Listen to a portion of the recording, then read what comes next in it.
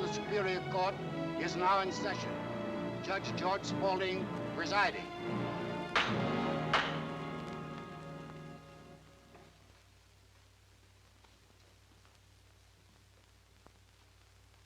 Ladies and gentlemen of the jury, it is my duty to prosecute and your duty to convict or acquit these 7 defendants.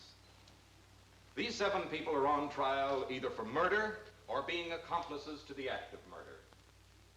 What they did gladly and with full understanding. They are evil, all of them, 7 evil people. Look at them carefully, because they are your enemies and the enemies of every decent citizen. They're at war with you and always have been and always will be. Should they escape this time, the next victim may be you, or you, or you. Study their faces, all their faces. First, this one, Holiday Carlton, murderess. Charles Weber, John Reese. They were policemen, ladies and gentlemen, guardians of the law, accomplices to the act of murder. Keith Mandan, formerly an attorney, now the shame of his profession, accomplice to the act of murder. Peter Cobbett, formerly a guard at the State Penal Farm, another supposed guardian of the law, accomplice to the act of murder. Victor Mason, habitual criminal, clothing his crimes in a coat of respectability, accomplice to the act of murder. Joseph Rayner, murderer. Well, there they are, ladies and gentlemen. All 7 of them, and only 7. There should be 8, and believe me, I'm sorry that there are not. But unfortunately, the 8th, the man who motivated this whole vicious and sinister crew, the most evil man of all, is not present. And yet he is here, in spirit, as you will find when the state rests its case. The first witness for the state will be Peter Cobbett. Peter Cobbett, take the stand.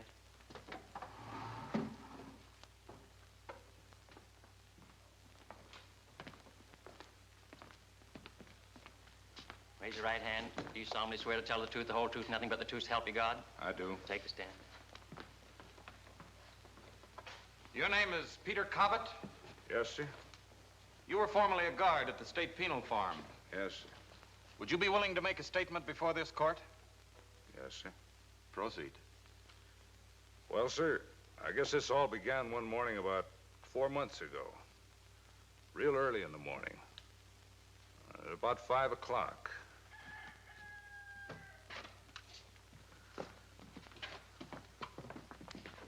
All right, kiddies, all right, let's go. This is going to be a beautiful morning. And the little old sun is going to be shining down on your heads all day long. And the birdies are going to be chirping to you from the trees. Ain't that cute? And all you boys are going out and playing the dirt, just like when you was kids again.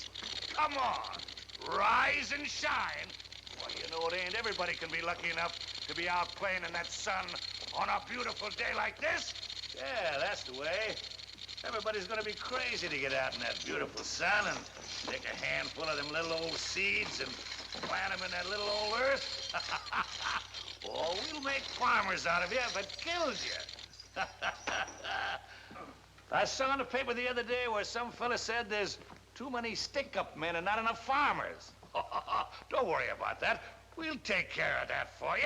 Now just put on your little shoesies and wash your little handies and faces and get out of here. Come on, you guys. Get up. Come on. Stop moving. Come on, shake it up, Keep you. moving. Come on. Come on, hurry up.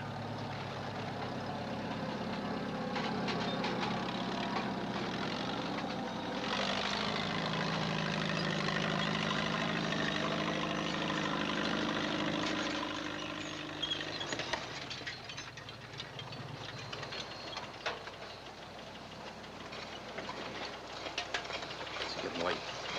It's only about 7 o'clock. Relax. Bus is gonna be by here pretty soon. All right. Anything to keep you quiet.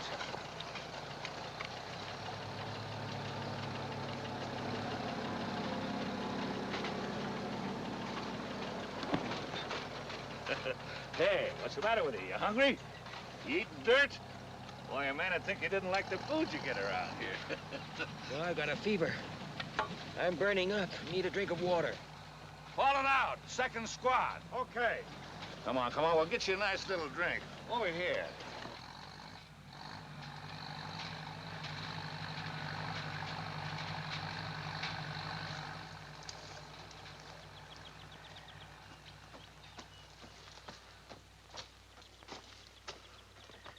What's the matter with him? He's got a fever. He's burning up. Go ahead, go on down and get your drink. No, you don't get prisoners like we got 10 or 15 years ago. They were good and tough in those days. Fellow might as well be a guard in a female seminary for all the work you get now. Any tobacco? Sure. Help yourself. Hey. Well, they're not very tough today.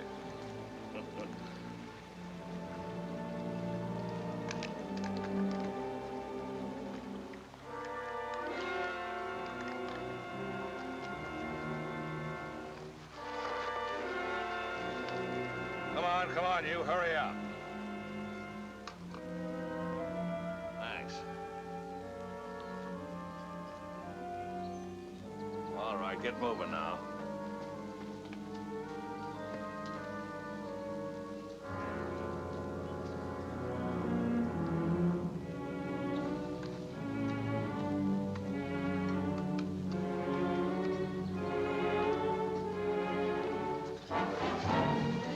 Sure that bus was gonna come while you were gone. Well, it didn't. When things get done by an expert, they get done right. Listen.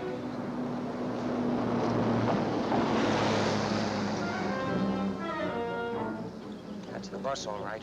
If we get another horn in 5 seconds, we'll be in business. That's it. All set? You think there'll be any shooting? Won't matter if you zigzag. Hey, hey. What do you guys think this is? An Easter egg hunt? Now stop John and scatter out. That's what you say, Caesar. Oh!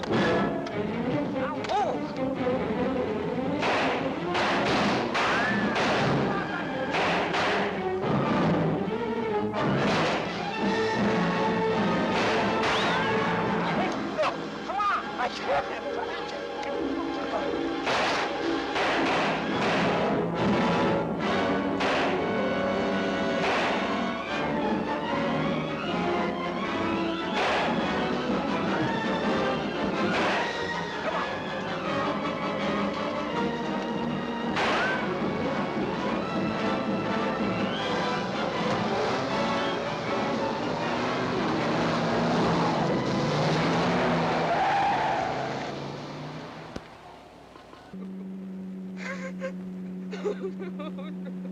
Sorry about what happened. My brother, my only brother, and they killed him. You mean he's cold? Right through the head. It's too bad. Yeah, one of the guards got lucky. If he hadn't stopped, it wouldn't have happened. Shut up. Shut up. How many guards did you get? I didn't count. You want to go back? No, thanks. Just say the word and we'll do it all over again. There's some clothes up here in the front seat you better change. Not those. Try the other ones. Oh, fancy. Better than what you're wearing. My name's Rayner, Joe Rayner. Just call me Jinx. I'm Ralph Carter. Pleased to meet you. Oh. Even the air out here smells better. Oh, it's great to be alive. Say, Jinx, you better stop at some quiet gas station where we clean up.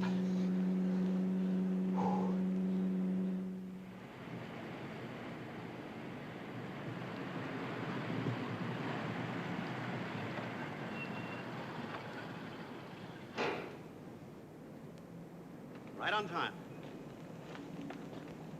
So they got your brother. Oh, shut up. That was on the radio. Who's this? Name's Mason. We got the stuff from him. What else did it say on the radio? The usual. Only you're better looking than they said. You ought to see me when I'm dressed up. I'll see you, Carter. I got an interest in you. I gotta get back to the shop. Come on, Corday. Bye.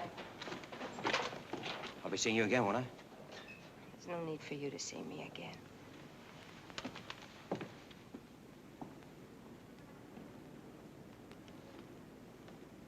So what's this shop Jinx was talking about? Radio shop. He fixes radios. Oh, he's in the wrong business the way he can drive a car. Now, you made a crack a minute ago I didn't get. You said you had an interest in me. That's right. I did this job on credit. Holiday owes me $1,000. But Holiday hasn't got any money. What makes you think I have? Oh, I know you haven't any either. Not right now, anyway. But there's a big difference between you and Holiday. She's honest. You're not. And you have certain, shall we say, ways of getting money. Am I right? Yeah, sure. But do you mind if I don't think about money for a half hour? All I want right now is milk. I haven't had any in 2 years. Take your time. There's no rush about payment. That's nice. There's a supermarket in the next block. Hartford's the name. Hartford.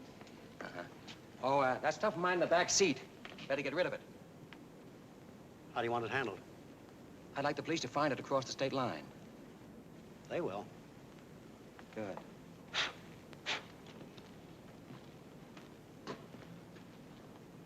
Now, Mason, where does Holiday live? Marrakesh Apartments, 101. Marrakesh, 101. She goes by the name of Caldwell. Caldwell.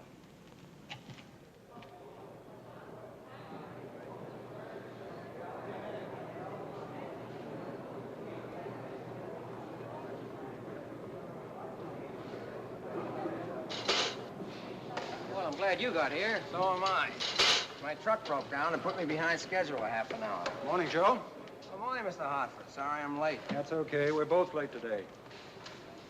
What time do you usually get here, Joe? Oh, about 9:30 if the truck don't break down.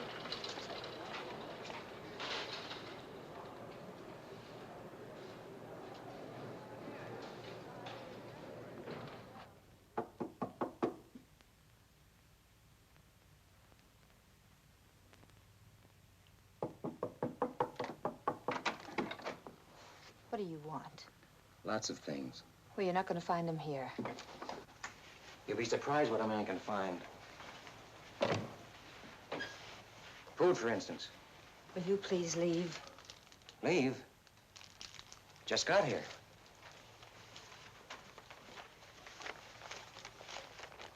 Seen the papers?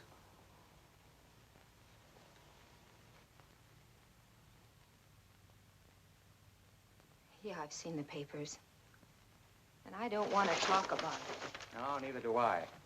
As far as I'm concerned, it's all past and done with. Your brother wasn't killed. No, that's right. That's right. Oh, speaking of brothers, where was he going to live? I took a room for him here across the hall. Good. What do you mean, good? Well, since he won't be using it, I will. Oh, incidentally, Mason tells me you're an honest-to-goodness nice girl. I never did anything wrong before today. Well, it takes only once, you know.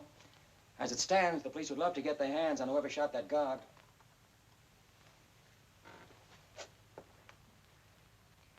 And now, would one fugitive from justice care to fix another fugitive from justice? A sandwich? Will you go if I do? Fix it and we'll see. Tell me, where can I get in touch with Jinx? Shop's in the phone book. Ace Radio Repair. Why? We gotta do a little business. Get you out of Huck. No, thanks. I wouldn't like the way you'd get the money. I'll pay it off myself when I can. No, it won't work out that way. You see, you owe Mason something. I owe you something. After all, you did get me off that prison farm. I like to pay my debts, too. You don't owe me anything. If I could have one wish in my life come true, I wish today had never happened. The fact remains, it has happened. You assisted in a prison break, which makes you just as much of a criminal as the people you helped. Now, you can keep that holier-than-thou attitude as long as you like. But right now, I would say there must be, 13,000 policemen in this state who would love to put you away for a long, long time. Now, I'd bear that in mind if I were you. And act accordingly. Now, what do you make of the stuff they're saying about your brother, that he was a mad dog killer? It's a lie. He wasn't. They never are. He was railroaded. They framed him. I suppose your brother never did anything wrong in his life. He was wild, yes. And he did a lot of silly things. But he never killed anybody. Well, maybe you're right. After all, he quit cold on me. He wouldn't have been hit if he hadn't stopped. Yeah, maybe he was innocent. He certainly didn't act like a killer. Of course he was innocent. Nobody knew him any better than I did. Why do you think I tried to help him break out? I've never done anything wrong like that before in my life.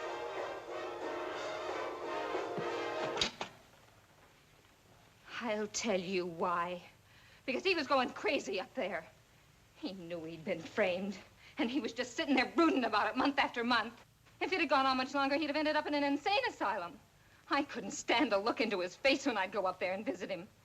Don't you see, I had to try and help him break out, even if it meant that I went in... All right. He was innocent.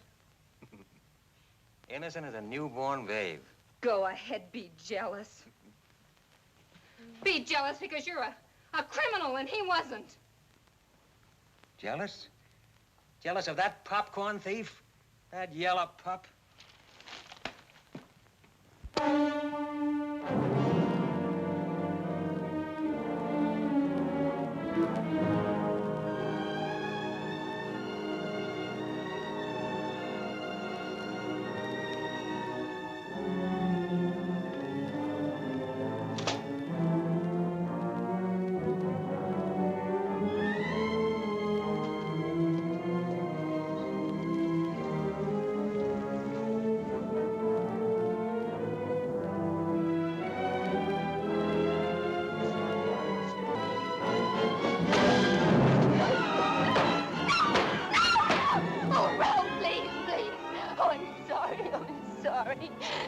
But he's all I had. And I haven't got anybody. I just haven't got anybody. I'm so alone. I'm so alone. All alone. You're not alone, baby. You're not alone at all. Not at all.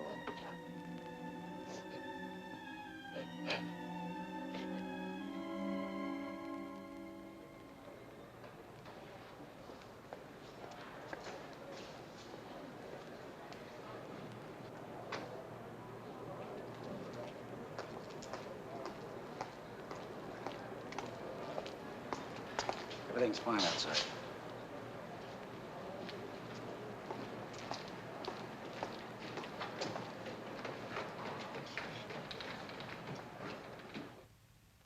$3,000, $3,500, 4, 5, 6. Get me another checkbook, Miss Staines. Miss Staines is going to be busy.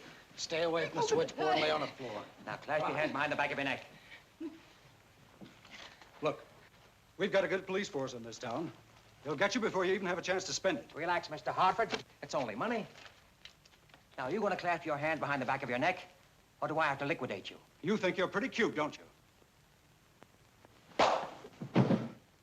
Now, you're cute. She's all taped up. What about him? Won't need it.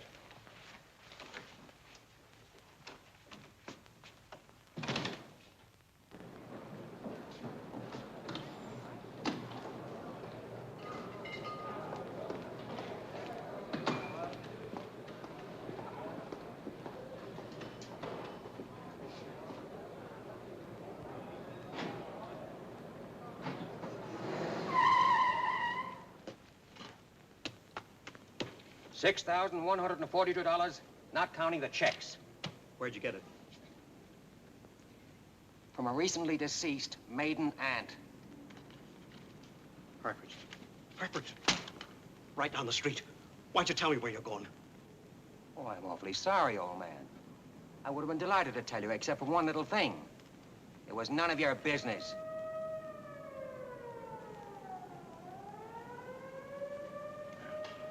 Why'd you have to stick up a place in this neighborhood?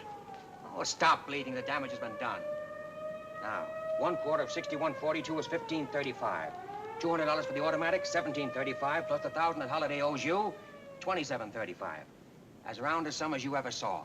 Just a minute, what about my cut? I'm coming to that. Yeah, but you're coming to it too late. I got nothing to do with that $1,000 Holiday owes. I'll take $2 grand. All right, Jinx. You want $2 grand?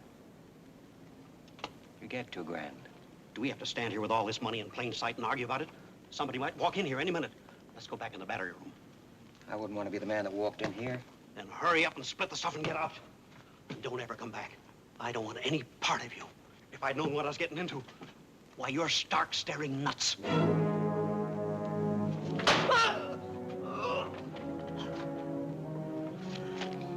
Don't you ever say that to me again, do you hear? Don't ever say that again. You beat it. Beat it. Get out of here.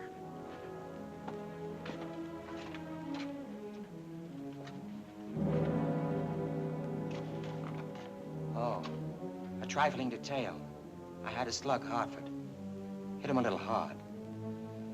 Very regrettable.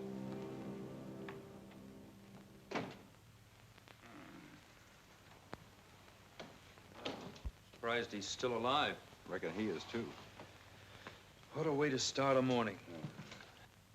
How's she, Doc? All right. Her pulse is up a little, that's all. Excitement, I guess. Can we talk to her? Sure. Now, Miss Staines, this is important. I want you to think carefully and give the best description you can of the two men. I don't know. You don't know? I was looking at the guns. That's all. All I saw, the guns. Miss Staines, we can't look for guns. We have to look for faces. We have to have something to go on. I told you. I only saw the guns. The guns, that's all I saw, the guns. All right, the Miss guns, Staines. That's all I saw. She's got a little case of shock. She better rest today. You can talk to her tomorrow. Tomorrow, the guys that did it could be in the next state. I can't help that. I've got my job. You've got yours. Come on, Tom, let's get downstairs. Maybe somebody saw him leaving. Yeah. Stay where you are, Bob. Right. Well, the funniest part of it was when that siren sounded. Mason went right straight up in the air like he'd been shot. What are you so gloomy about? You're off the hook, aren't you? You don't owe anybody anything. Except maybe society. Come on now, don't be foolish. You don't know where I got that money. For all you know, I might have found it in the street.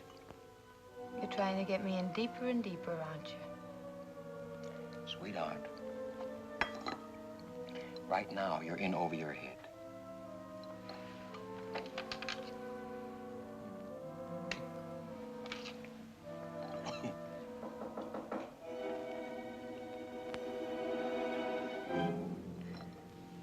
Stay here.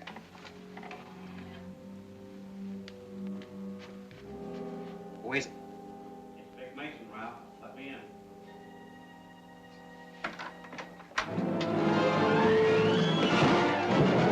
Reach! What is this? We're police.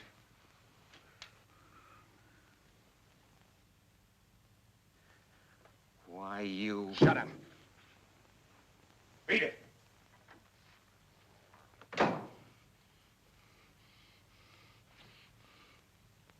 He's not one of my favorite people either. But I'll say one thing for him. He's got a heart as big as a Mack truck. You know what he did just before we come up here? He took all that money you paid him and put it right in the pot. I don't think Carter here knows about the old lady. Is that a fact? You don't know about the old lady? Well, she's very, very sick. We're sending her to Arizona. But how far will Mason's money go? She needs doctors, nurses, place to live, and plenty to eat. Takes a lot of dough for that sort of thing. A lot of dough. 6,000 bucks.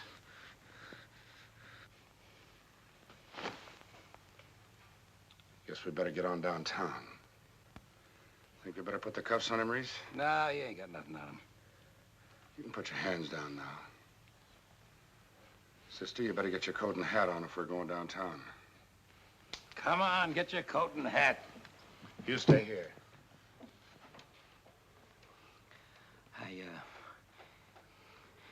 I'm awfully sorry about the old lady. She's got TB. Yeah, I know. She has to get to Arizona. Do you suppose I could toss something into the pot? I suppose it might be all right. How much did you have in mind? Oh, about 1,400. You got 6 grand. You want to put in 1,400? Well, that's all there is left. Mason got 2,700, and the other guy got 2 G's. There's almost 5 G's right there. And it was the first job we pulled here, and we were on our way through to Arizona. All right. Where's the dough? In my coat in the bedroom. I'll get it. Don't bother. Reese! Get this guy's coat out of there. Bring the dame, too. Come on, come on.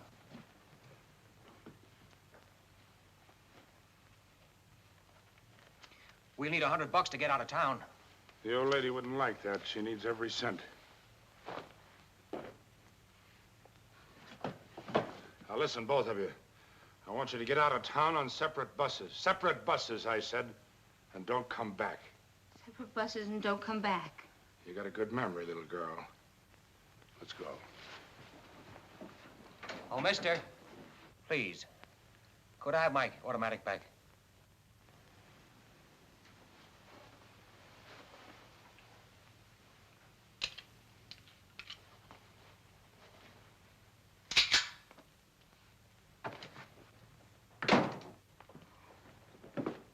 Well, there are at least 3 dishonest men in the world, so you see I am not unique. I wouldn't go through that again for $1 million. Oh, we got off lucky. Any cop that'll shake you down is a cop that'll kill you, and just for the fun of it, too. Don't ever forget that. And when you get rid of that revolver, I don't trust them. They're always empty when you need them most. An automatic is the only thing. Ralph, where are you going? I'll be back in an hour. Don't go near Mason. Please, darling, stay away from Mason. Wasn't even thinking about him. We're broke. We've got to get money to get out of town. No, Ralph, no. It's taking too much of a chance. You've done too much already. Your luck won't hold. Better hold. Darling, listen to me. I've lost my brother, all I had. But now I've got you, and I don't want to lose you, too. I've got a little money saved, enough to get us out of the city, out of the state, even. We could start all over. You could get a job. How much have we got? How about $20? Be back in an hour. It's Jinx.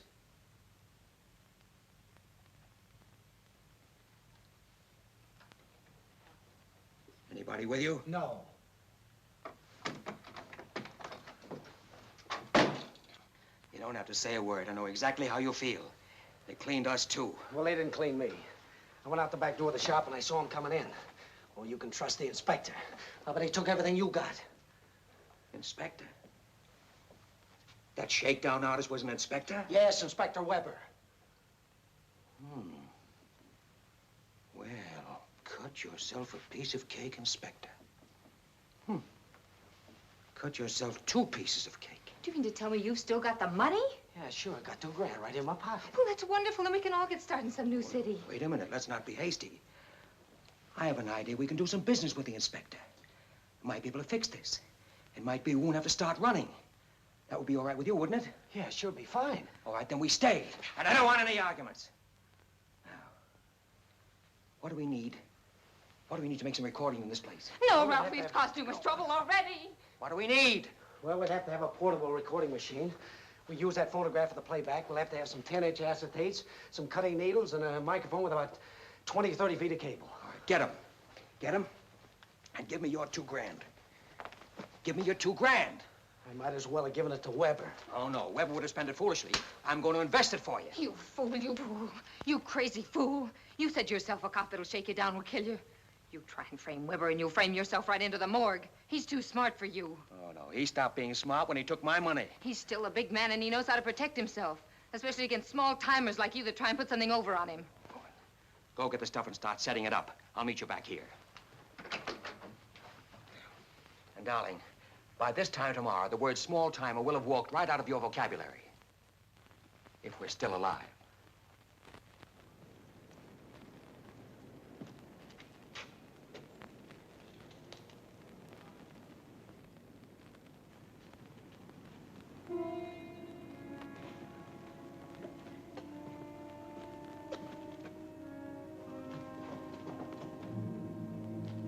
Mason.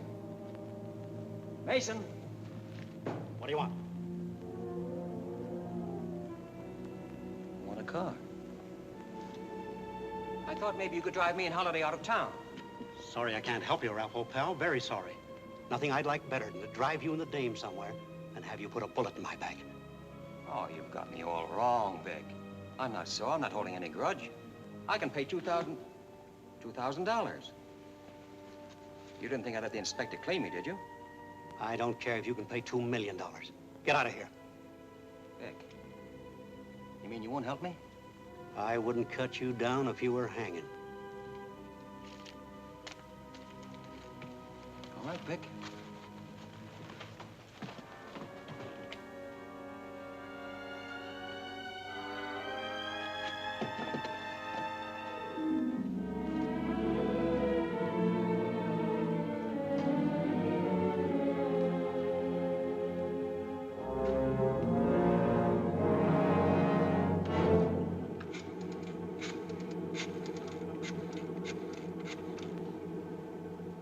Hello?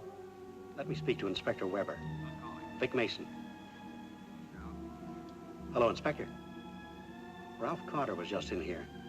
He offered me $2,000 to let him have a car. What? You let him have it. No, I didn't let him have the car. But I thought you'd like to know about the $2,000. Yeah, that's right, Inspector. All right, thanks. Okay, goodbye.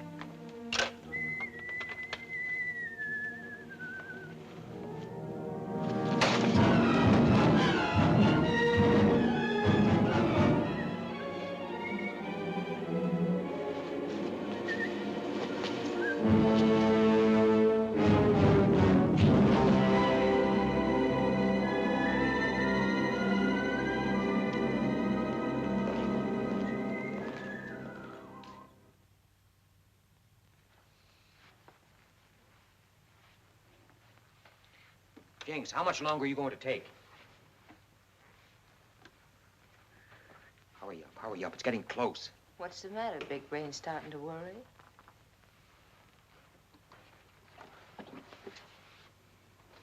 Okay, all set. But try to keep him out of this room. This thing makes a little noise.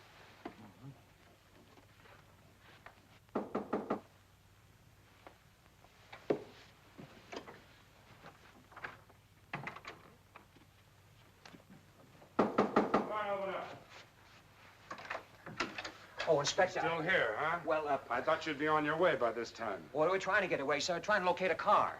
There's 2 or 3 buses leave here for Arizona every day. I guess you don't appreciate when a guy's good to you, huh? I gave you 1 break. Maybe I made a mistake. I wanted him to leave, Inspector, but he said we didn't have enough money. Yeah, that was the trouble, sir. There's no money. You know, you took all we had, and I had to get in touch with that friend of mine who helped me pull the Hartford job, and he let me have a few hundred. Yeah, quite a few. It added up to $2 grand. Well, I see I can't keep any secrets from you, sir. Here it is, 2,000 cash. How much of this will you let us keep? Only 100, sir? Oh, look, Inspector, we're going to Arizona, all right, but I was just wondering. This friend of mine who helped me pull the market job told me about a payroll that was a pushover. A very big payroll. Enough for all of us.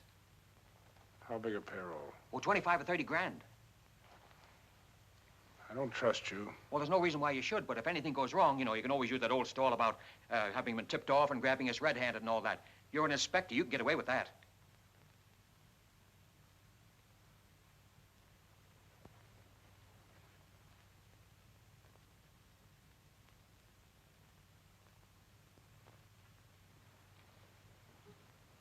Oh, Inspector, you'll have to excuse the appearance of the bedroom. The maid hasn't shown up yet. Ralph. What do you think, John? You're still doing the thinking, Inspector. I think we might give it a whirl. Anything you say. If anything goes sour with the heist, they'll look like sieves when we get through with them.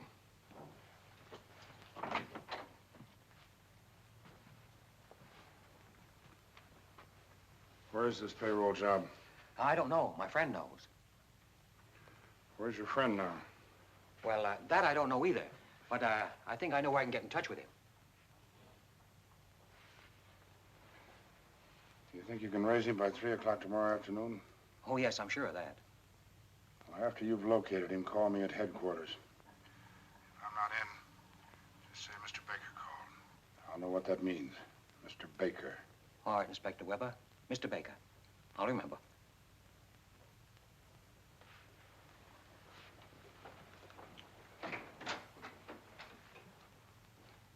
I'll remember. Yeah.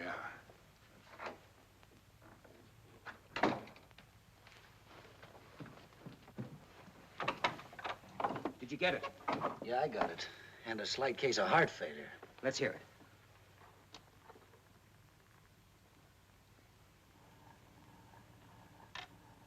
Oh, Inspector. Still here, huh? Well, I thought you'd be on your way by this time. Well, we're trying to get away, sir. Trying to locate a car. There's 2 or 3 buses leave here for Arizona every day. I gave you one break. Maybe I made a mistake. I want...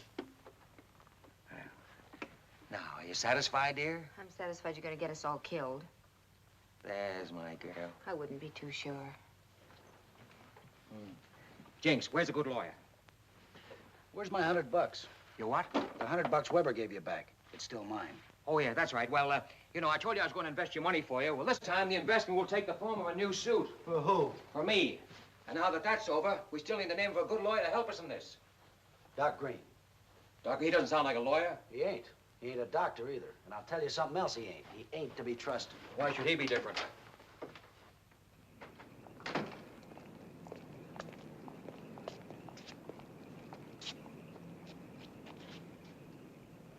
Dr. Darius Green, Philosophic Guide.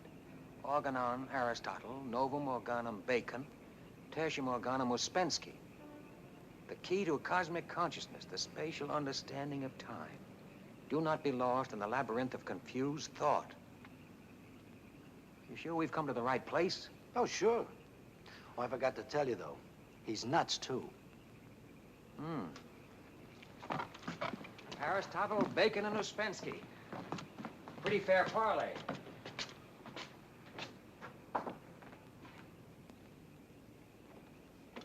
All that tends to purify and elevate the mind will assist you in this attainment and facilitate the approach and the recurrence of these happy intervals. There are then different roads by which this end may be reached.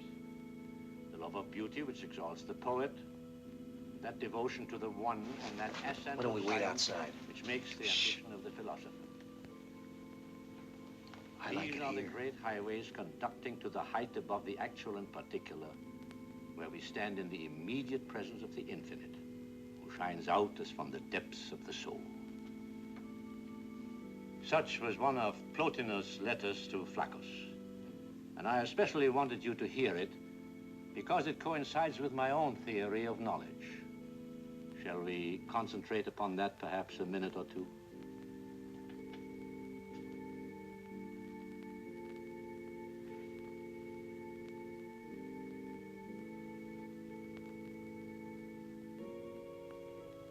My friends, there is some new literature which Miss Dobson will distribute as you leave.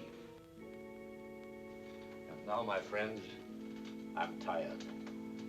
You must excuse me.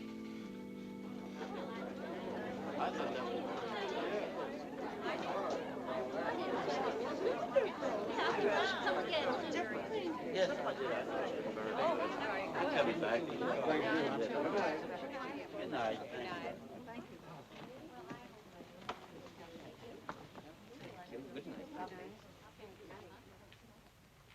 We're going to have trouble with that one. Good night.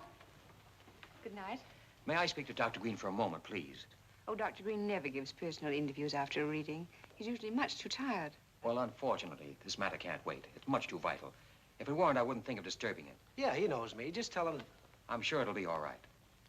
May I have your names, please? My name is Paul Murphy, and this is Joseph Rayner. I'll tell Dr. Green. Thank you, sweetheart.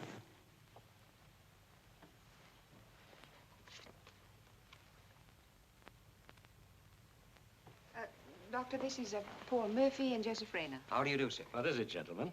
Oh, may we talk to you alone? Well, I have no secrets from Miss Dobson. Well, this matter is not concerned with cosmic consciousness. Well, there are no other matters that I wish to be consulted about. May I be excused, Dr. Green? If you insist. Good night, Doctor. Good night, my dear. How dare you come here? How dare you? Easy, Doctor, easy. I refuse to have anything to do with you. That life for me is over. I shall heal no more bodies. I shall heal only minds. There's nobody to heal. All we want is a name. We've been looking for a lawyer of the right kind, and we didn't know where to go. Go to the classified section of the telephone book and look under lawyers. Doc, let's be reasonable about this. Now, you've worked with the mob. You must know someone. Oh, that was years ago. 2 years ago. Just 2. Doc, You don't want to be bothered with us anymore, do you? No. Well, then, give us a name. Try Keith Mandan. Cherokee Mandan. He's an evil man, too. Thanks. The only way you can thank me is not to come here again. Well, anyway, Doc, it's nice to see you reformed.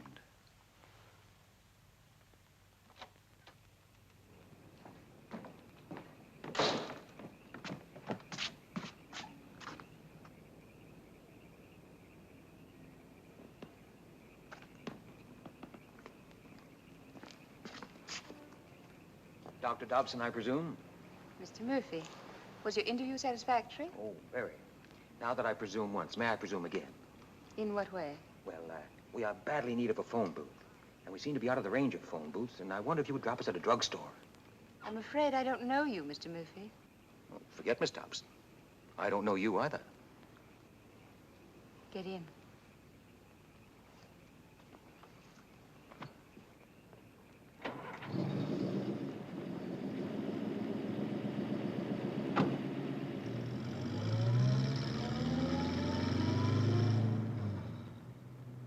This is very nice of you. Oh, not at all. What did you think of the doctor's paper? I came in a little late. Besides, I'm not up on cosmic consciousness. It wasn't on cosmic consciousness. It was on the psychology of knowledge. Oh, same thing. What is it, religion or something? No, it's a philosophy. It goes into the fourth dimension. Or I should say the mathematical conception of the fourth dimension. Oh, that lets me out. I'd like to see you at one of the doctor's meditations, Mr. Murphy. Oh, I'd be a very bad influence. My vibrations would be positively poisonous. You see, I don't hold with the theory that the fourth dimension is either philosophical or mathematical. I think it's purely intuitional. Oh? I don't mean to start an argument or sound pretentious, but that's the way I feel about it. I never heard that before. Well, something we should go into sometime, among other things. Hey, there's a drugstore. Oh, there'll be others. Well, we don't want to impose. Thank you very much. This will be fine. Your name is Keith Mandan? Yes? You formerly practiced law in this state. I've not yet been disbarred. Quite so. But I'm sure that such will be the case in the near future. Objection. Sustained. The prosecutor will please remember that a prisoner is innocent until proven guilty. Such insinuations are singularly out of place. Yes, Your Honor. Mr. Mandan, will you tell us in your own words your connection with these people? It was coercion. I beg your pardon? I said coercion. Will you tell us what you mean by coercion? Certainly. I was sitting at home one night, relaxing after a very hard day. Even the prosecution will bear me out that a lawyer's lot, like the policeman's, is not a very happy one. Well, anyway, the doorbell rang, and as my houseboy was busy in the kitchen preparing coffee, I answered it myself. Mr. Mandan? What do you want? I want to talk to you, sir. Oh, this is where I live, not where I work. See me at my office. Oh, please, Mr. Mandan. It may be too late then. This is very urgent, very important. Important to you, too, sir. Huh? Come in.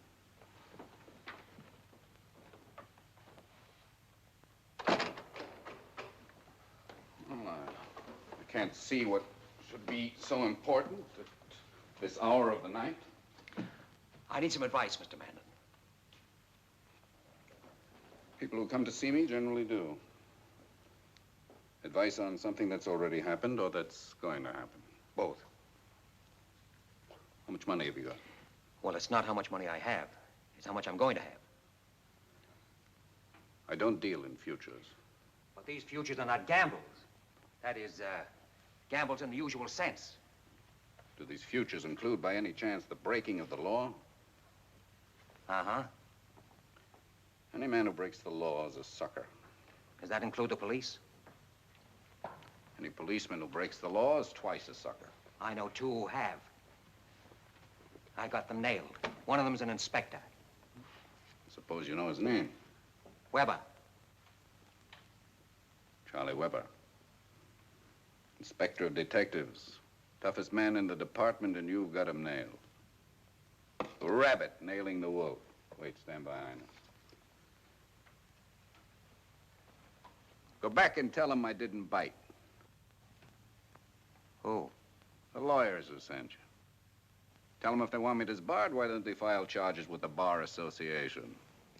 I don't know what you're talking about. Now, these little traps they set for me get more and more complicated all the time. Charlie Webber. Charlie Webber. What do they take me for, a fool? Highness, throw this fellow out. Tell him to get out. Here, put that gun away. Tell him to get out. All right, Highness, leave the room. Now, put it away. After you decide to go with me, I've got something to show you, and I'm going to see to it that it's shown. Who told you about me? Doc Green. What Doc Green? You know what, Doc Green.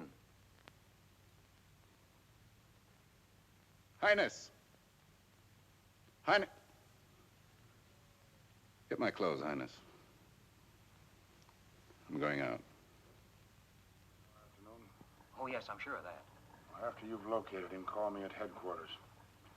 If I'm not in, just say Mr. Baker called. I'll know what that means. Mr. Baker. All right, Inspector Weber. Mr. Baker. I'll remember.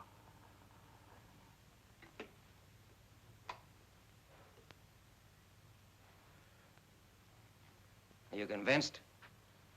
Yeah, I'm convinced, but, I don't know what to say. All I want from you is a yes or no. Have I got him, and do you or don't you want in on this? Oh, you got him all right, but, he's a big man, a very tough man. The slightest mistake, you'll never know what hit you. Answer the question. Are you in or out? Suppose we go in the living room, sit down, get acquainted. There's a lot of things I want to find out about you people before Weber drops around tomorrow. Mr. Mandan, what do you think? Oh, he's got something, all right.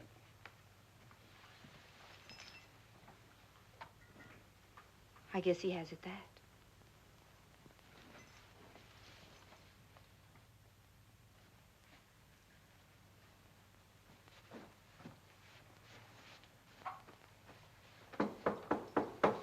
All set? You're right on time.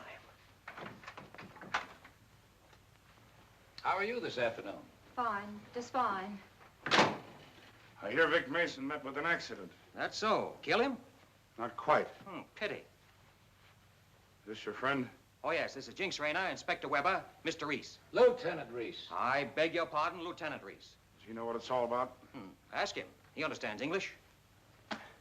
What about this payroll job you got spotted? Well? Yes, sir. That's right. How big a payroll is it? Pretty big. How big? Well, it's pretty big. Cut it out. How big is it? Where is it? What place? You better tell him. You better tell him. Inspector Weber, there's a friend of yours here. I think we better have him tell you. Hello, Charlie. What are you doing here, Cherokee? Well, having a conference with my clients. Clients? Yes, I sometimes confer with my clients outside of jail. As I remember, you've had quite a bit of trouble keeping yourself out of jail in your time. What is this, Mandan? Sit down and listen. I can listen from here. Suit yourself.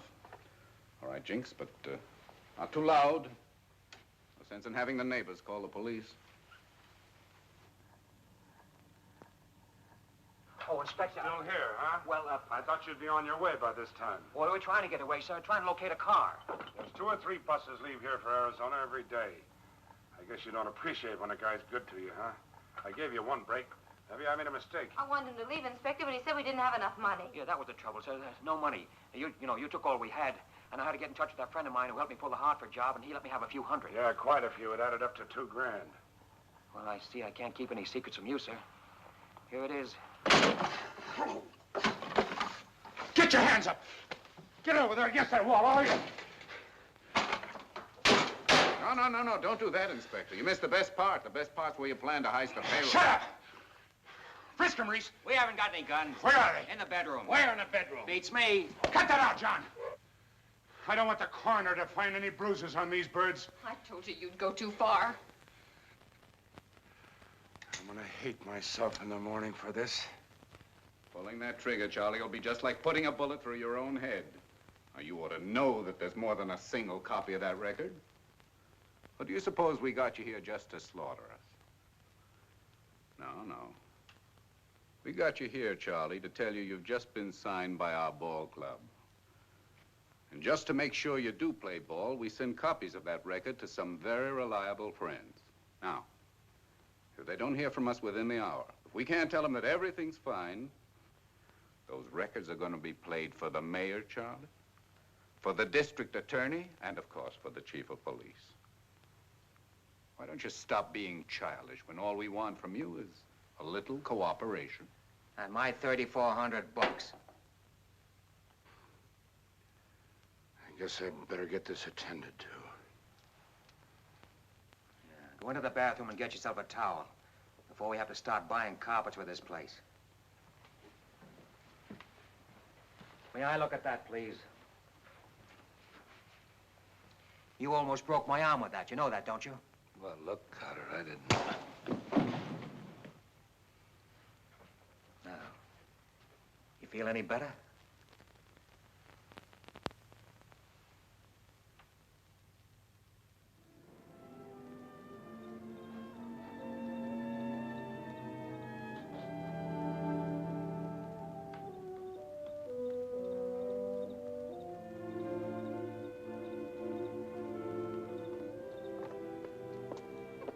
Well, hello. Where do I drop you tonight? Anywhere. I have no place to go and I'm all alone. We could drive and talk. That's what I was hoping for. Where would you like to go? There are 4 directions here, sort of local phenomenon. North, east, south, and west. Which do you prefer? The one without the traffic. That's the one I know best.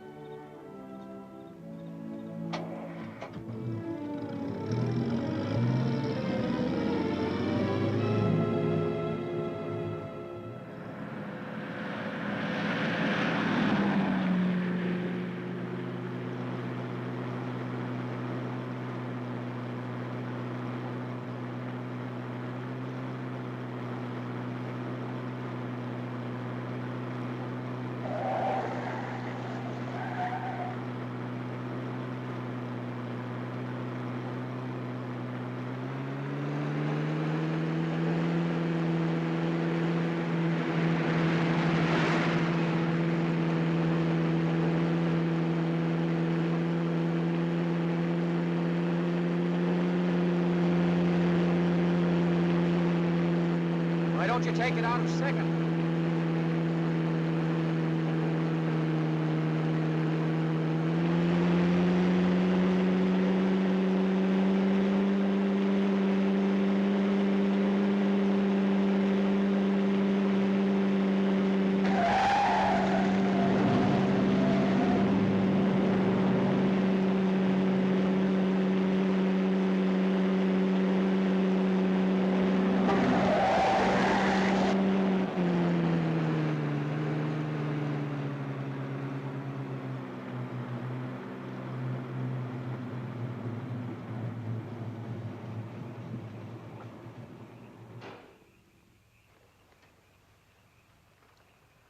Why did you stop? So I could light a cigarette and to let you drive if you want to. I don't want to drive. What are you trying to prove? Prove? I'm not trying to prove anything. What are you afraid of? Now, really, what am I afraid of? Well, what scared you?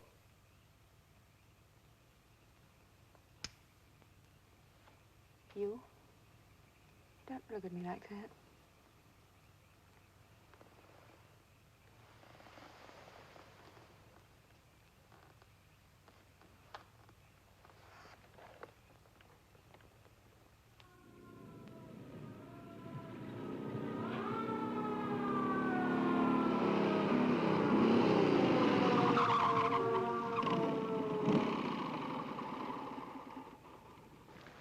Well, I'm glad you finally decided to stop. You're lucky you're in one piece. Let's see your driver's license.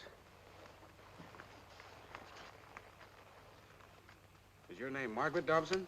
What does it say on the license? Now, listen, Miss Dobson. You were traveling pretty fast back there. Suppose you'd blown a front tire. You've been spread all over the road. And we don't want Ezra Dobson's daughter killed on our beat, do we, Damon? No, we certainly don't. He's too nice a man. Just take it easy from here on in, will you, Miss Dobson? Yes, certainly. Say, haven't I seen your face somewhere before? Hmm. Maybe at the policeman's ball. Yeah, maybe. Maybe so. Well, good night, sir. Good night.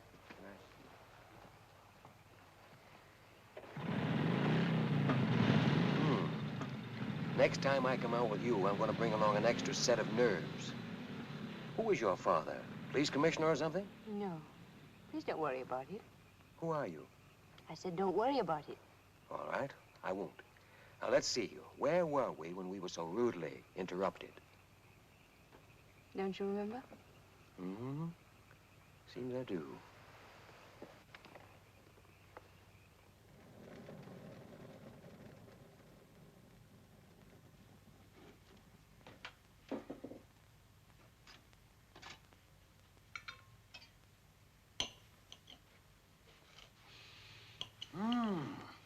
Coffee.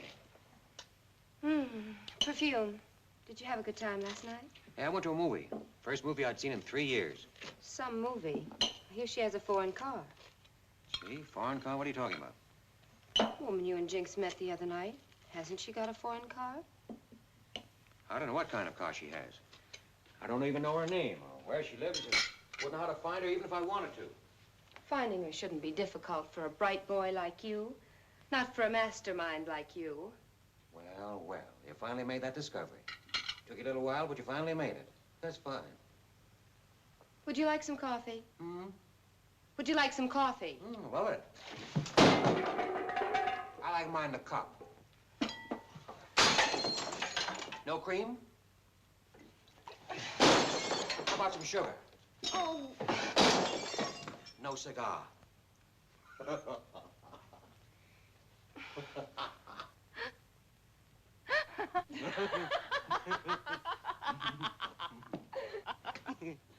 One of these days, you're going to get yourself killed. There isn't a cop in the world can shoot that straight. I wasn't talking about a cop. I was talking about me. Why, I thought you were the law-abiding type.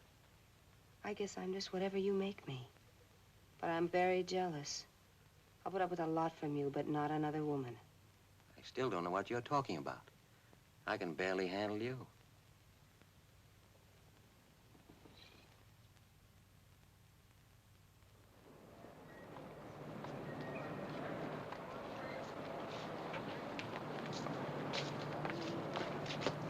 Well, what do you think of it? Very nice. Just like Mother used to make. Nervous? Nervous? What have I got to be nervous about? All right, let's go in and try it on for size.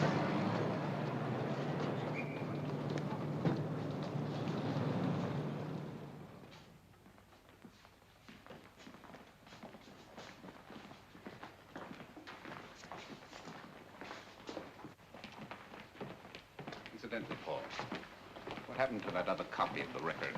I sent it to my brother, the only honest man in the world. Didn't know you had a brother. Lots of things about me you don't know, Cherokee. For instance, Ralph Cotter is not my real name. What is your real name? If you knew, you would die. Well, we wouldn't want that to happen, would we?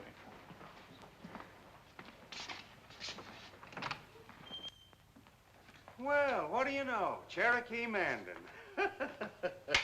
How are you? Who's your friend? Hiya, Truck. This is Paul Murphy. He's in my office now. Sergeant Satterfield. How are you? What does he do? Well, I'll tell you. He goes around persuading kids to take up a life of crime. Then when you boys put the pinch on them, I get to be their lawyer. Sort of a legal shill, aren't you, Paul? Kind of a 20th century Fagin. Is that office empty? Why? I want to speak to Paul. Oh, it's empty. Thanks. Quiet. Help self.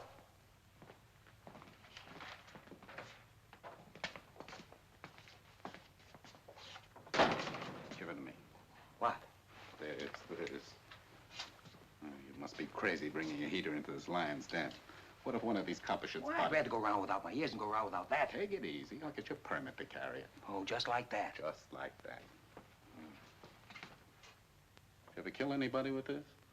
No. Not yet. Is Weber in? He's eating his lunch. Tell him we're here with his dessert. What is it? Cherokee Mandan is here to see you, Inspector. Tell him to come in.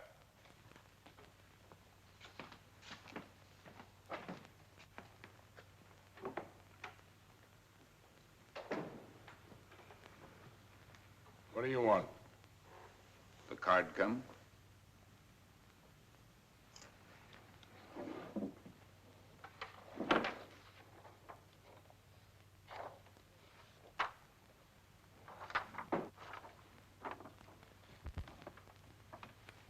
See what happens when you let me handle things?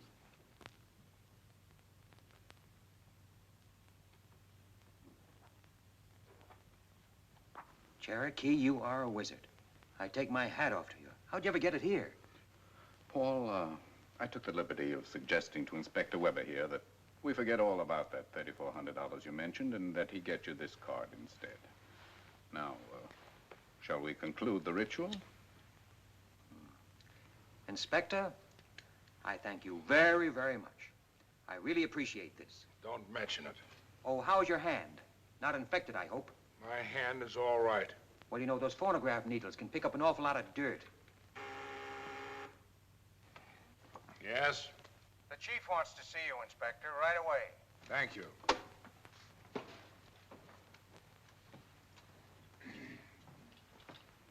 I hope you'll be gone when I get back.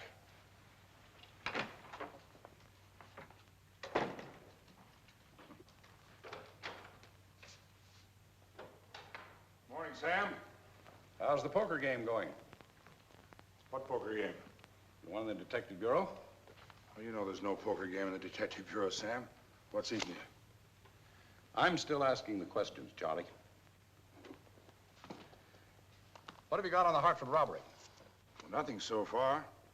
Looks to me like the work of some out-of-town boys. Not to me, it doesn't. Who have you got on the case? Gray and Fowler. 2 men. Why should I put the whole Bureau on a robbery? Why? I'll tell you why. Because it isn't a robbery anymore. The hospital called up a little while ago. Hartford is dead. So you better heave a few more of those men out of their chairs and put them on the case. You understand? I understand. Well, then understand this, too. I'm giving you 48 hours to clear up this case, and if it isn't solved by the end of that time, I'm getting myself another boy. And I don't expect you to spend your time watching the clock and counting up to 48. Clear? Clear. That's all, then. Get out.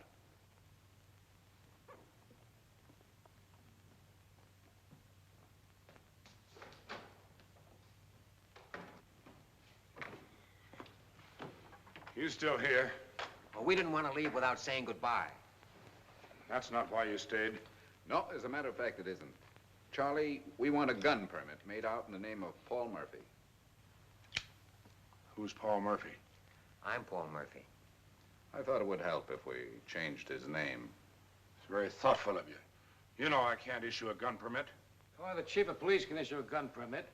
We were hoping that the inspector would speak to the chief of police. I just spoke to the chief of police. The name is Paul Murphy. Well, I guess I can speak to him again. Here. Fill this out, I'll see what I can do. Oh, here where it says, reason for requesting permit. What do I put? That's why you put on the reason for requesting the permit. Well, supposing I say, often carry large sums of money. Oh, yeah, that ought to do. When do you think you'll be carrying large sums of money? Soon. I'll give you warning.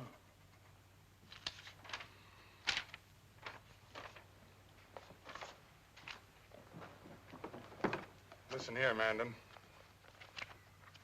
I want you to keep this guy from fooling with anything federal.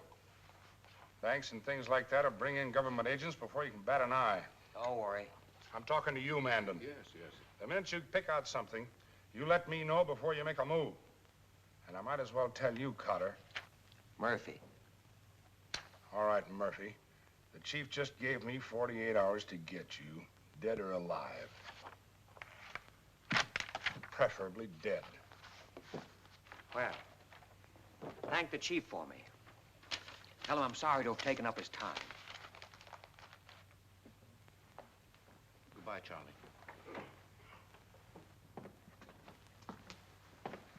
Nice to meet you, Truck. Thank you. Bye, Chuck. Goodbye.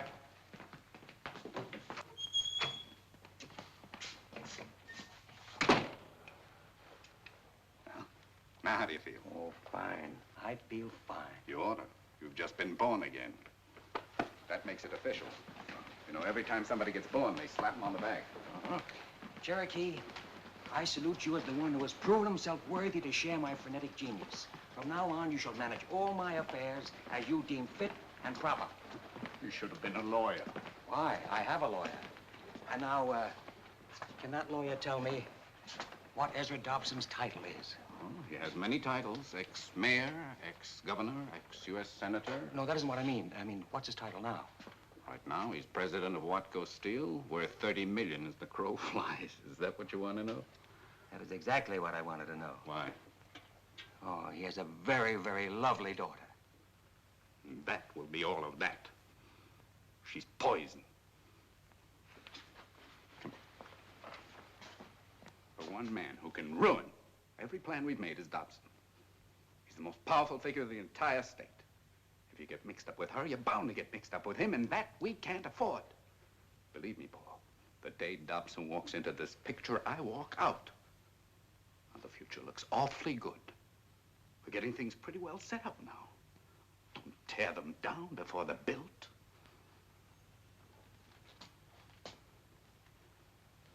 Anything you say, Cicero.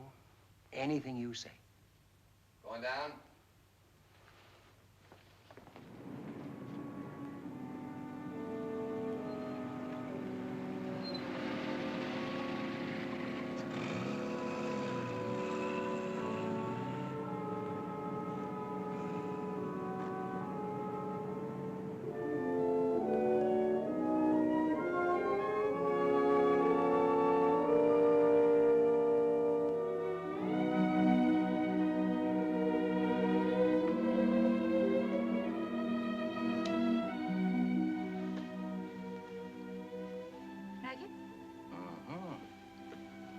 It's Chief Jarvis's. It's convenience. It's close in.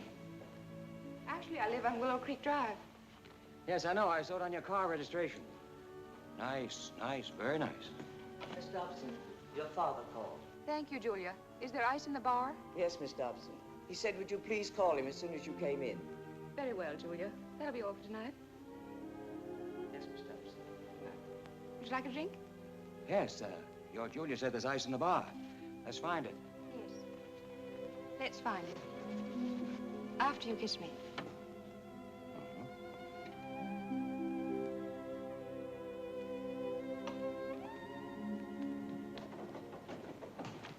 Julia, did you ask Miss Margaret to call me? Yes, Mr. Dobson.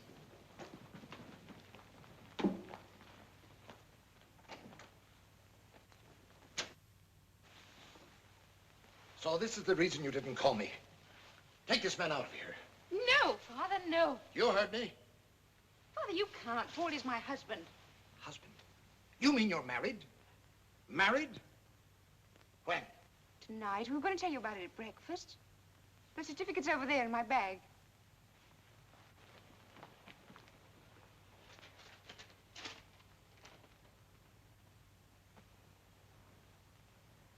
Now, will you please ask your private police force to leave? All right, boys.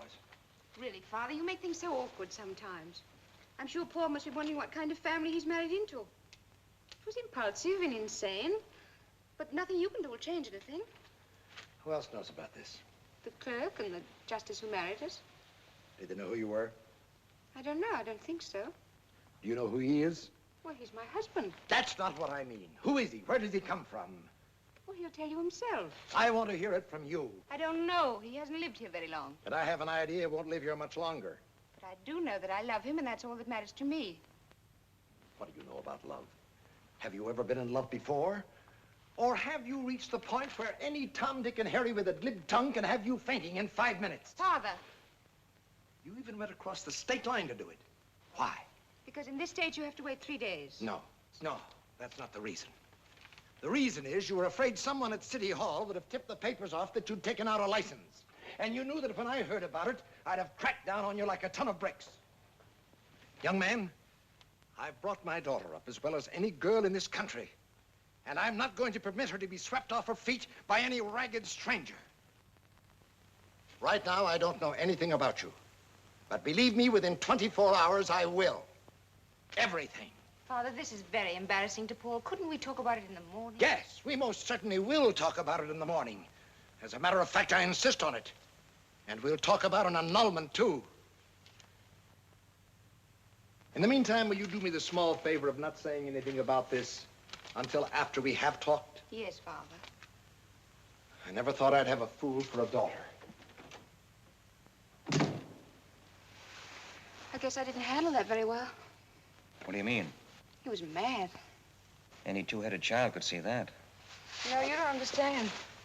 Usually when I talk to him like that, he gives in. This time, I'm afraid he won't. He'll cool out by morning. No. No, he won't. I saw his face. Well, Margaret, here's something your father doesn't know. I want you. You're all I've ever wanted, and I'm not going to give you up. You won't let him force you. I don't force easily. You don't know Father. Suppose I refuse to have the marriage annulled. What'll he do then? He could make you wish you never saw the city. He could make you wish you'd never been born. I've seen him do it before to others, in politics, in business, in everything. Well, we'll face that when we come to it. Now, you go on and get yourself some sleep.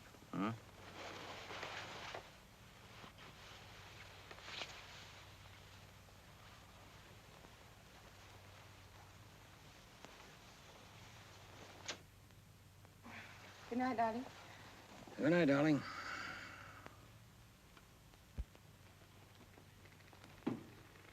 Now, this merely states that from now and hereafter, you renounce all claims on the estates of Ezra and Margaret Dobson. Would you like me to read it? No. Before you sign it, you have a legal right to know exactly what it contains. I'll sign it.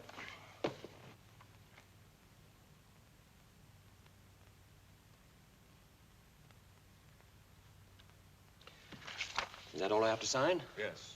To compensate you for your trouble, here's a certified check for $25,000.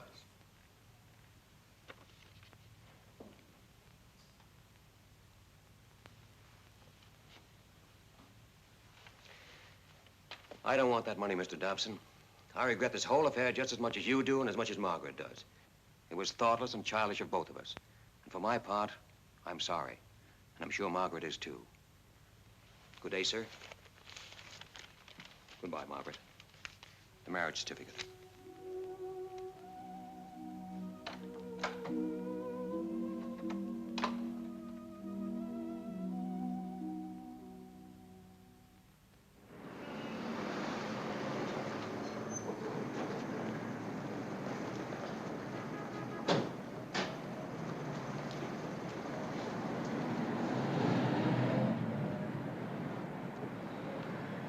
The seventh stop. Yeah. 7 little satchels, all getting filled with money. What's your guess on how much money? Plenty. Rome will take a bet on any track in the country.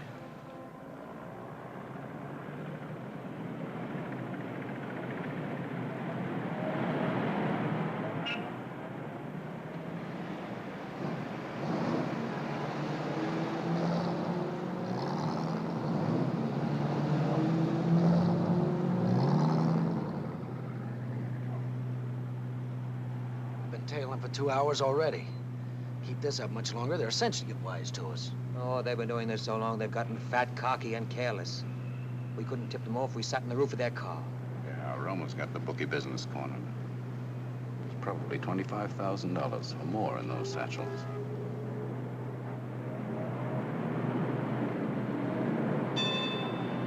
Want me to hang on? No, we've seen enough, haven't we?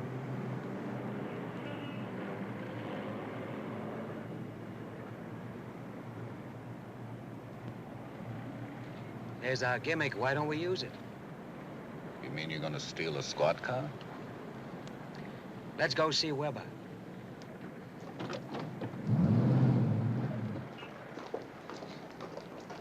This is it. I thought we were going to Weber's office. This seems to be one of them. How many does he have? Right now, I couldn't tell you.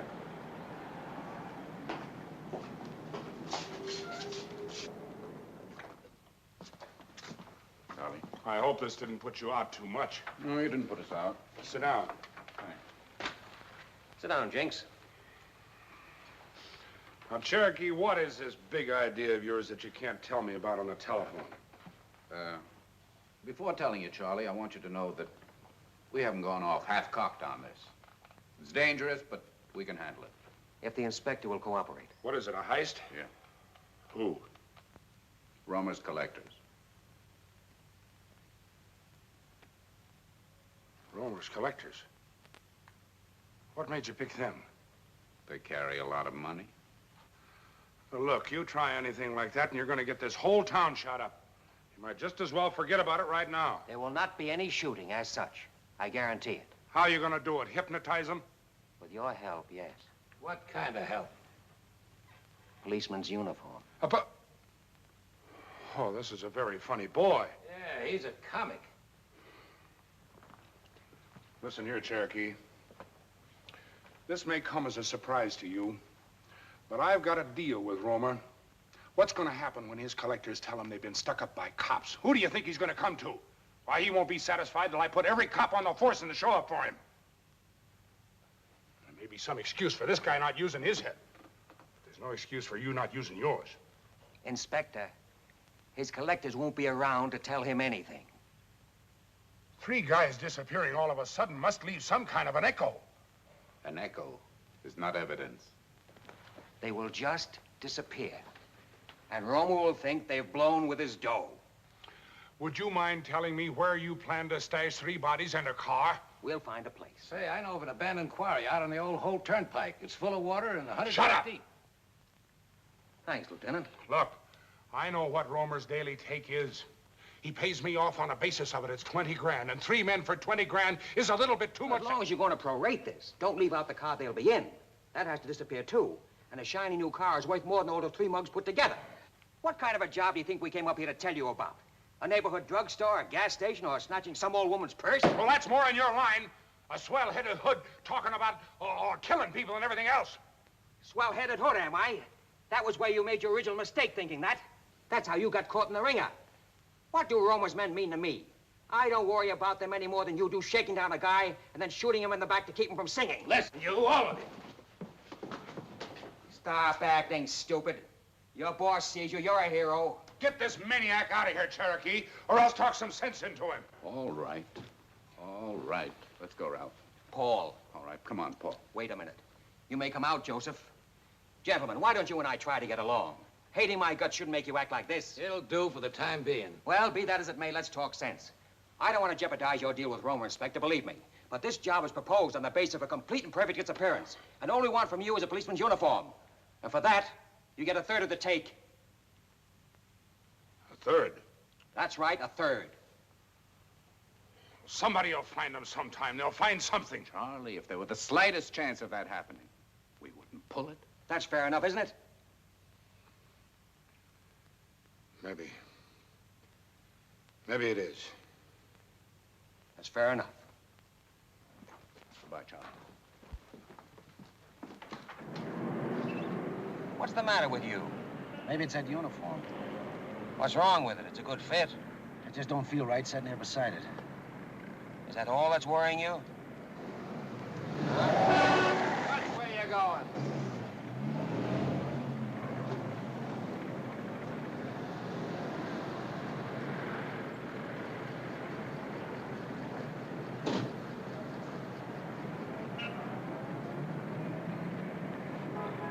You gonna be all right? I don't have to like what I'm doing. Oh, so that's it. No, you don't have to like it, but you better do it. Remember, stick close behind us.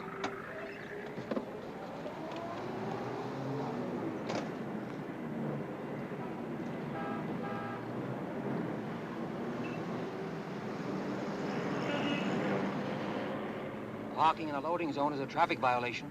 So what? Where's your driver's license? I don't have any. Oh, that's also a violation. What's your name? What do you want? this man's name. I'm going to write him a ticket. On your way, copper. What's the beef? Parking in a loading zone and no driver's license. We work for Romer, fella. Well, I'm new on the force, and I don't know who Romer is, but it wouldn't make any difference if I did. You like your job, fella? You want to keep it? Then blow. Let's go, Rushy. Hold it. Why, listen, you. Sid, don't start anything about a parking ticket. You know where headquarters is? We know. That's where we're going. Go ahead, Rushy.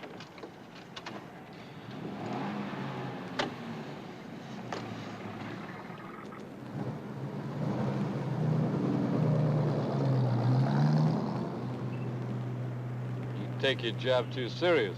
Well, we have our orders, mister. You're gonna get some new orders. Romer even tells Weber where to get off. Shut up, Sid. Yeah, shut up, Sid. Oh, don't turn that way, Rushy. Drive straight ahead. That's the way to police headquarters. Uh-huh.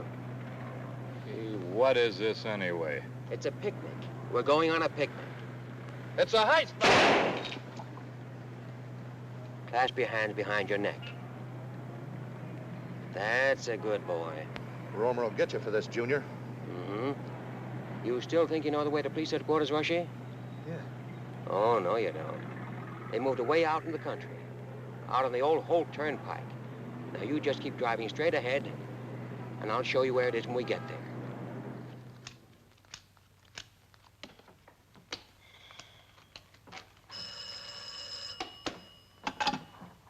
Cooperative borrowers. This is your meal ticket, Weber, remember? Oh, hello, Romer. How are things? You still getting rich? Well, I was until today. My collectors haven't showed yet. What? They've disappeared. When? Well, they were due at 3 o'clock. Well, how many were there? 3. 3? Yeah, and you better get out and find them quick, here. Oh, take it easy, Romer. Remember, they just went across the street for a short beer or something. I don't care what they stepped out for. You find them, understand? Well, look, Romer, that's not my job. Well, it is now. And if you know what's good for you, you'll jump. Or you won't have any job at all or anything else. What are you getting sore at me for? I haven't got him in my hip pocket. Have you looked lately? No, Romer. Well, get looking. All right. Now. Yeah. All right, Romer. Why don't you tell him what happened to his collectors? Maybe I will. Now, who's the comic? Here's your cut. 17 grand. You mean a third of the take is 17 grand? To be exact, 17,101. I divided it up on the drive back. Altogether, $51,303. And that bird's been paying us off on the basis of 20 grand a day. Yeah. That's what I always say. You can't trust crooks. Well, don't think it hasn't been charming, Jack. Hey, wait a minute. All kidding aside, now, what am I going to tell this guy? Oh, don't worry. I will take care of Romer. Any business that pays $50,000 a day is a very good business to be in. So if Romer should drop dead some afternoon... Come, Joseph. Take that bag over to Holiday and divide it 3 ways, and drop me off at Mandan's with this one. Inspector, as I said, I will take care of Romer. And he'll take care of us, too, if we don't do something to stop him. If I ever saw a crazy man, he's it. I tell you, he'll have us all on the end of a rope one of these days. Remember, just 5 minutes. Mason? Mason, we've got the car. What car? Car that was used on the Hartford job. We found it in your garage, Mason. Looks like we've got you. I didn't have anything to do with it. Hartford's dead, Mason. You're the only one we've got. You can burn. So you better not try to cover up for anyone. Sure, Vic. Just tell us who did it. Cotter. Ralph Cotter. Where's he live? I don't know. See, Holiday Carlton. She goes by the name of Caldwell. Marrakesh Apartments. She knows. See, Doc, it didn't even take 5 minutes. Just a minute. What did you do after you left Weber's office? Just what he told me to. I went back to Holliday's place and counted the money. But I was sick. Sick? Yeah, for what I'd done. I'd never done anything like that before. And I began to think this Carter was cuckoo. I wanted out. I felt like a man on the top floor of a house that's on fire. You run for a window to jump out and there's no ladder. If you jump, you get killed. If you stay where you are, you get killed. That's how it was. And, after you counted the money, then what happened? We were scared. Me and Holiday. Do you know how it feels to be scared?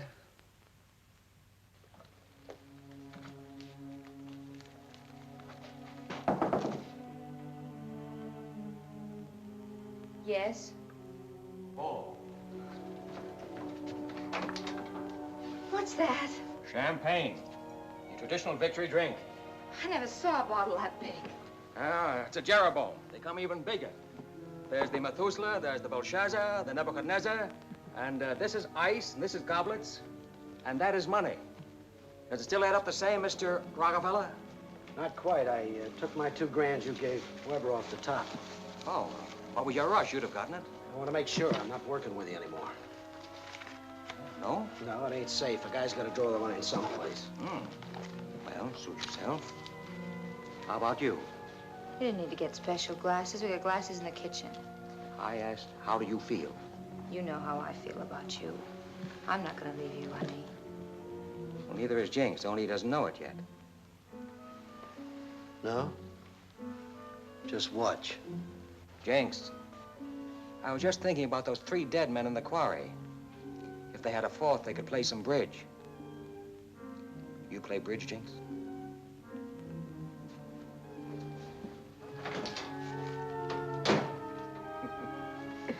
Now let's get down to business. Enough champagne. Ralph, Jinx is afraid. I'm afraid, not for myself, honey, but for you. If you don't stop, something will happen to you. Of course something will happen to me, and to you too. Tell me, do you like sables? I just like you. Only like? More than like. But alive, darling, alive.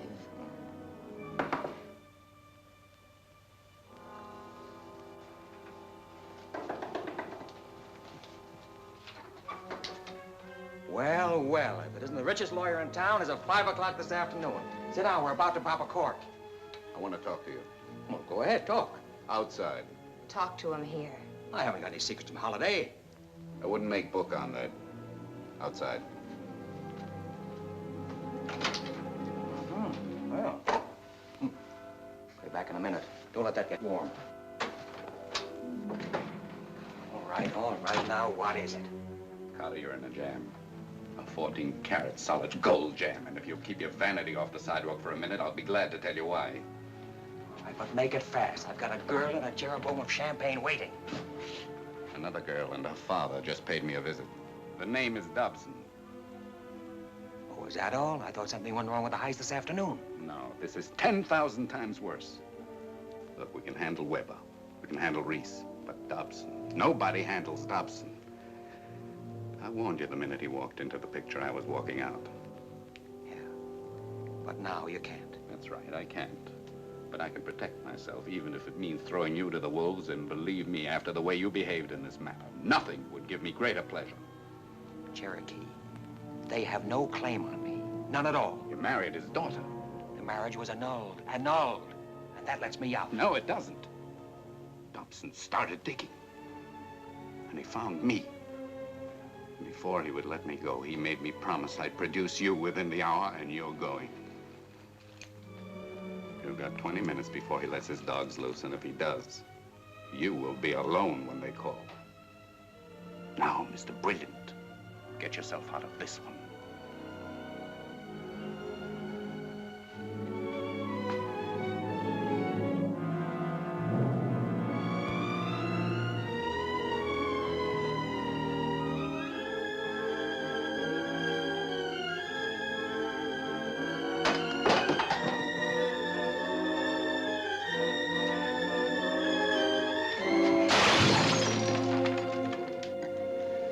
Paul, I'm so glad to see you.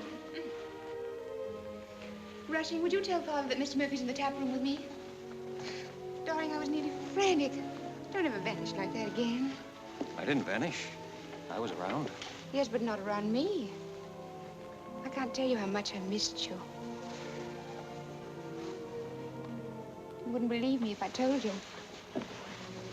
But I'm being a bad hostess. What would you like? Nothing. Nothing? Are you sure? I'm very sure. Paul, is there some reason for all this mystery? Dr. Green didn't want to tell me about Mandan, and then Mandan didn't want to tell me about you. You found me. But at what a price. I thought you'd left town. That's one thing you can be sure of. I won't leave town. Tell me about Mandan. Have you known him very long? Just since I've been here. He's almost an underworld character, you know. Really? Really. From now on, if you've any legal business, why don't you take it to Fred Golightly? Miss Margaret. Mr. Dobson is waiting. Thank you, Rushing. Paul, stop resenting us for just a little while. Please be nice to Father and listen to what he has to say. I've told him how wonderful you are, so don't fight with him, hmm? I don't want to fight with him. All I want is to be let alone. Well, hear him out anyway. He may have a surprise for you.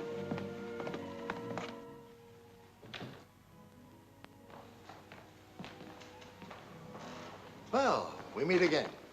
Coin a phrase. And this time, much more pleasantly. Margaret, dear, I'd prefer to talk to Mr. Murphy alone. Oh, Father. Do as your father says, Margaret. It'll be all right. All right, Paul. I'll wait for you in the tap room. Sit down, Paul. You have quite a way with Margaret. Sir? I tell her to go, and she argues. You tell her to go, and she goes. You know, I'd almost given up hope of ever finding a man that Margaret would listen to. I assure you, I did nothing to encourage it. You couldn't have done better than to have shown a complete disregard for money.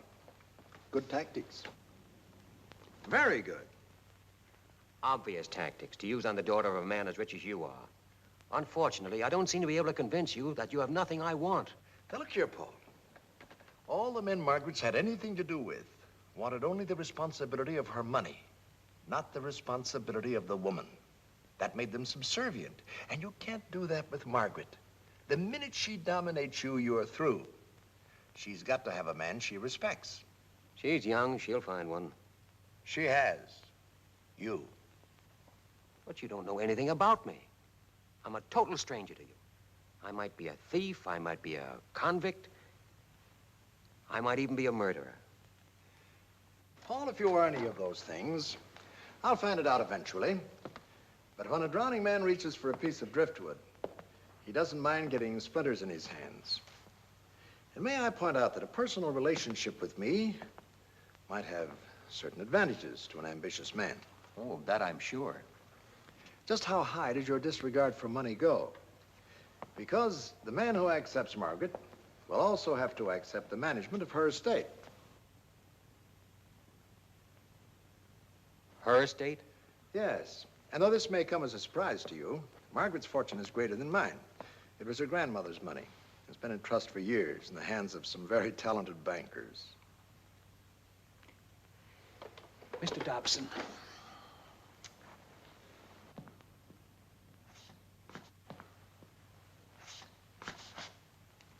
All I want is to be let alone. And there's another thing. When I found out how Margaret felt about you, I thought I'd better hold this up. It's the annulment petition. You're still married, you see. Think it over and let me know tomorrow. Good night, Paul.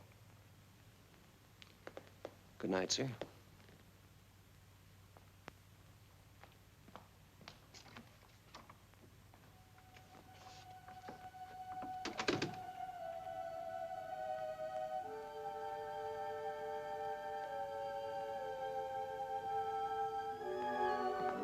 Is this part of the tap room? You startled me. What did Father say? He, made me a proposition. And you accepted, hmm? He gave me till tomorrow morning to make up my mind. And what will you tell him tomorrow when you've made up your mind?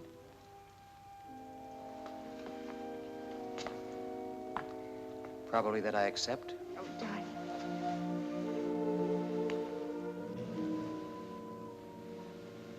pistol, isn't it? Yes, that's a pistol. Why are you carrying it? Protection. I have a permit. Protection against what? Holdups. It's not the only reason, is it? Of course it is. I always thought when people carried guns, they were afraid of something. Not necessarily.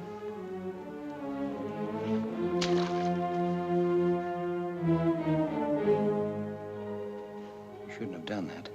Why? You've nothing to be afraid of anymore. Paul, let's get away from here. Let's get in the car and drive and just keep on going. For a week, a month, a year, as long as we like. You mean right now? This minute. Well, we can't do it just like that. I've got a few odds and ends to tie together at my place and pick up a few things. We can pick up anything we want on the way. Not this weekend. You really want to go? More than anything in the world. All right. I'll do what needs doing and be back in an hour. I'll be waiting.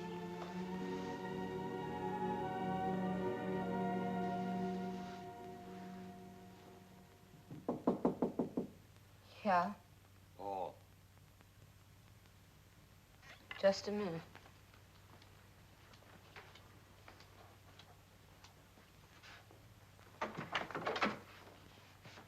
So you came back? Yes, I came back to get my money. I'm leaving. Where's the money? Are you leaving? Yes, where's the money? You and your rich girl? And which direction are you going? I'm going in all directions, and I'm taking my money with me. While you're at it, take this with you.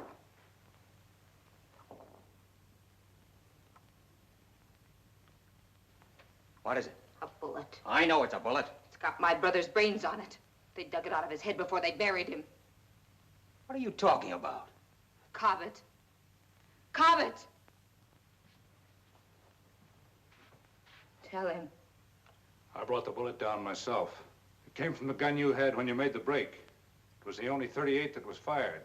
The guards had 30-30s and 45s. Get in the bedroom. This is the gun he means.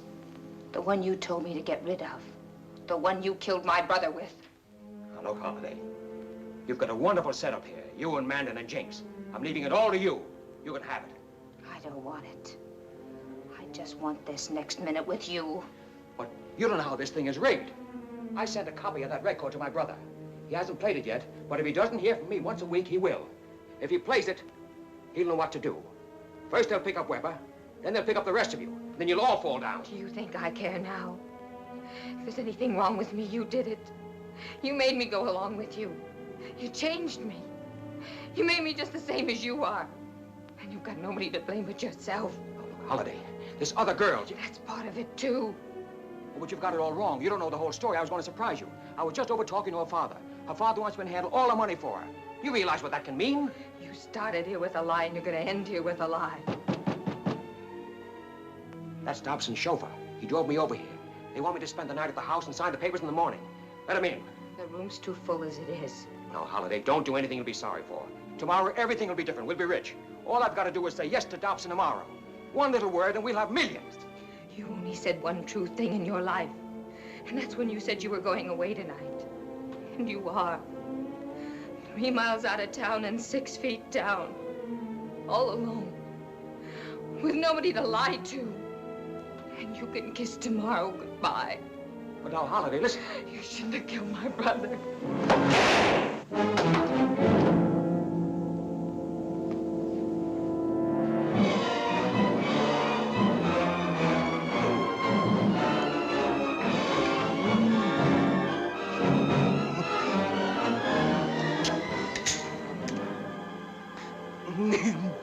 I told you not to trust a revolver.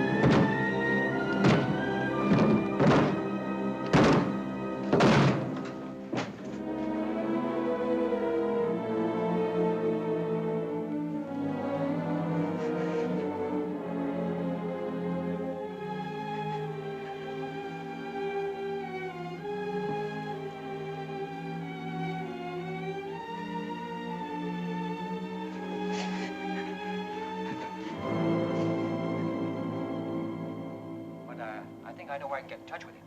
Think you can raise him by 3 o'clock tomorrow afternoon? Oh, yes, I'm sure of that. After you've located him, call me at headquarters. If I'm not in, just say Mr. Baker called. I'll know what that means. Mr. Baker. All right, Inspector Weber. Mr. Baker. I'll remember. I'll remember. I'll remember. I'll remember. I'll remember.